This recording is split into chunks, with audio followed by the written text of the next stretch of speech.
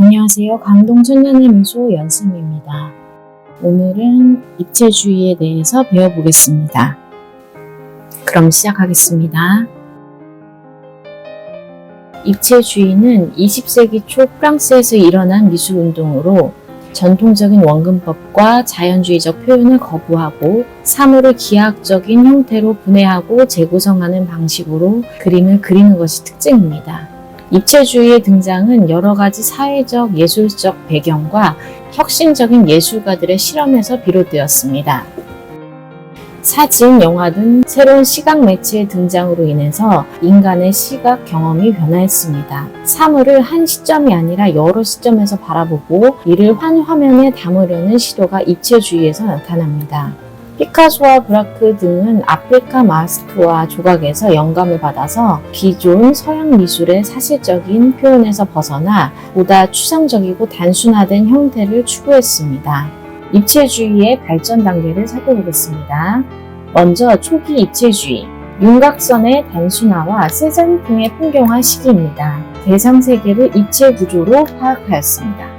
19세기 말 프랑스에서 인상주의와 후기 인상주의가 유행했으나 이들은 주로 빛과 색채의 순간적인 인상만을 강조했습니다. 후기 인상주의 화가 폴 세잔은 자연을 단순한 기하학적 형태, 원통, 구로 파악하려는 시도를 했습니다. 세잔의 이러한 접근이 입체주의의 직접적인 전신이 되었습니다.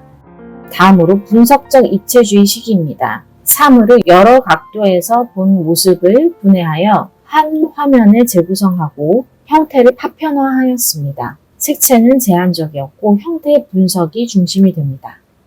다음으로 종합적 입체주의 시기입니다. 형태의 종합으로서 신문지나 벽지 등 실제 사물을 콜라주로 붙이는 등 다양한 재료와 색채를 사용해서 형태를 재구성했습니다. 입체주의는 후기 인상주의, 특히 세잔의 영향을 받았고 새로운 시각 매체의 등장, 아프리카 예술의 자극, 그리고 피카소와 브라크의 혁신적 실험이 결합되어서 20세기 초 프랑스에서 탄생했습니다. 이는 사물을 한 시점이 아니라 다양한 각도에서 바라보고 이를 기하학적으로 재구성하는 새로운 미술 양식으로 발전했습니다.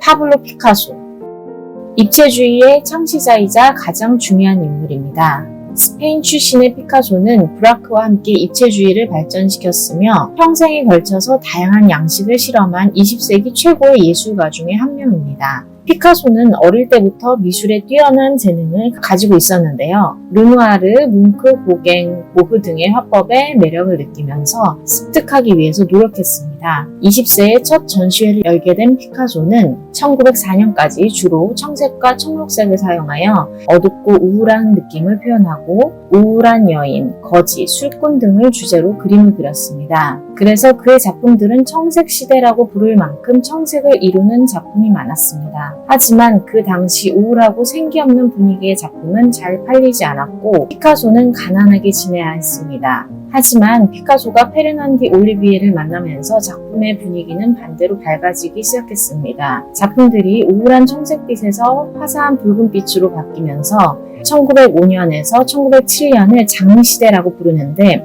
고개사 및 서커스 공연자 등을 주로 그렸습니다. 아비뇽의 처녀들은 입체주의의 출발점으로 여겨지는 기념비적인 작품입니다. 그림에는 5 여성의 누드가 등장하는데 여성들의 인체, 천, 커튼 그리고 배경이 원근법에 구애되지 않고 하나의 면 위에서 뒤섞여서 처리되었습니다. 그림 하단에 놓인 과일이 담긴 잔은 위에서 내려다본 시선을 담고 있어서 여성을 보는 각도와 충돌합니다. 그림 우측의 여인 둘은 서부 아프리카의 원시 가면에서 영향을 받았다고도 전해집니다.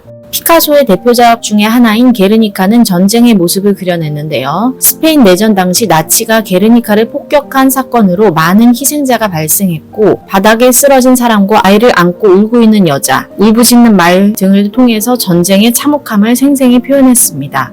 울고 있는 여인 역시 감정적인 표현과 입체주의 기법이 결합된 작품이 되겠습니다.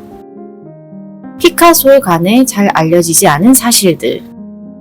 첫 번째, 이름이 매우 깁니다. 피카소의 본명은 파블로 디에고 호세 프란시스코 데 파울라 후안 네포무세노 마리아 데 로스 레메디오스 시프리아노 데 라 산티시마 트리디나드 루이스의 피카소입니다. 스페인 전통에 따라 조상과 성인의 이름을 모두 넣어서 이렇게 길어졌다고 합니다. 두 번째, 엄청난 작품 수입니다. 피카소는 평생 5만 점 이상의 작품, 회화와 드로잉, 도자기, 조각, 판화 등을 남겼습니다. 하루에 한 점 이상을 만든 셈입니다. 세 번째, 도자기와 조각에도 능합니다. 피카소는 화가로만 알려져 있지만 사실 도자기, 조각, 판화 등 다양한 매체를 실험했습니다. 커튼을 디자인했고 발레 세트장을 디자인하고 발레복을 만들기도 했습니다. 1935년에는 시를 쓰기 시작했으며 1940년대에는 희곡을 2편 썼습니다. 특히 1940년대 이후에 도자기 작업에 깊이 빠졌습니다. 네 번째, 정치적 신념. 피카소는 스페인 내전과 파시즘에 반대하는 강한 정치적 신념을 가졌습니다. 1944년 프랑스 공산당에 가입했고 게르니카는 반전과 평화의 상징이 되었습니다. 다섯 번째, 살아있는 동안의 세계적 명성. 피카소는 살아있을 때 이미 세계적으로 명성을 얻고 부도 누렸습니다. 20세기 예술가 중에서 생전에 이렇게 성공한 이는 드물었습니다. 여섯 번째, 여성 편력. 피카소는 결혼 중에도 동시에 다른 여자와 동거를 하는 등 여성 편력이 심했던 것으로 알려져 있습니다. 92세의 생을 마감하는 동안 공인된 7명의 여성들이 있었는데 이들과는 비교적 오랫동안 관계를 가지면서 동거, 결혼, 이혼을 반복했습니다. 이 7명의 여성들 중 극심한 스트레스로 정신병원에 입원하는 여인, 단명하는 여인, 피카소에 대한 책을 써서 복수하는 여인도 있었습니다. 72세의 피카소는 35세의 자클린과 결혼합니다. 이후에 피카소가 사망할 때까지 20년간 여생을 함께합니다. 자클린은 피카소 사망 13년 뒤에 피카소의 생일날에 피카소 무덤 앞에서 건총 자살합니다. 일곱 번째, 서명 방식. 초기에는 루이스 아버지의 성으로 서명했으나 곧 어머니의 성인 피카소로 서명을 하기 시작했습니다. 이유는 피카소가 더 독특하고 기억에 잘 남기 때문이었다고 합니다. 조르주 브라크.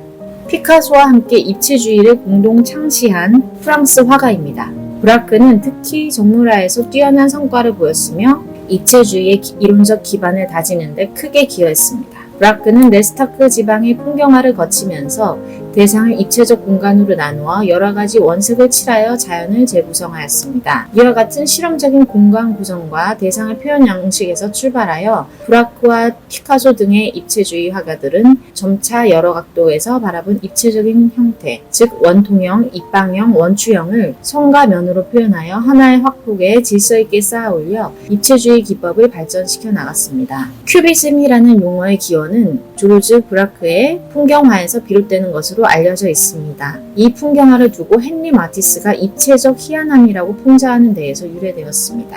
이 단어에서 착안하여 브라크의 표현 양식을 본뜬 그림들 및 화가들의 경향을 큐비즘이라고 부르게 되었습니다. 주 작품들이 있습니다. 바이올린과 촛대, 분석적 입체주의의 대표작입니다. 작품 속 바이올린과 촛대라는 두 개의 중심적인 오브제는 정확하게 묘사되지 않고 기하학적인 형태로 해체되어서 캔버스 위에 재구성되어 있습니다. 이러한 기법은 사물을 다양한 각도에서 동시에 바라본 모습을 한 화면에 융합하려는 큐비즘의 핵심 개념을 잘 보여줍니다.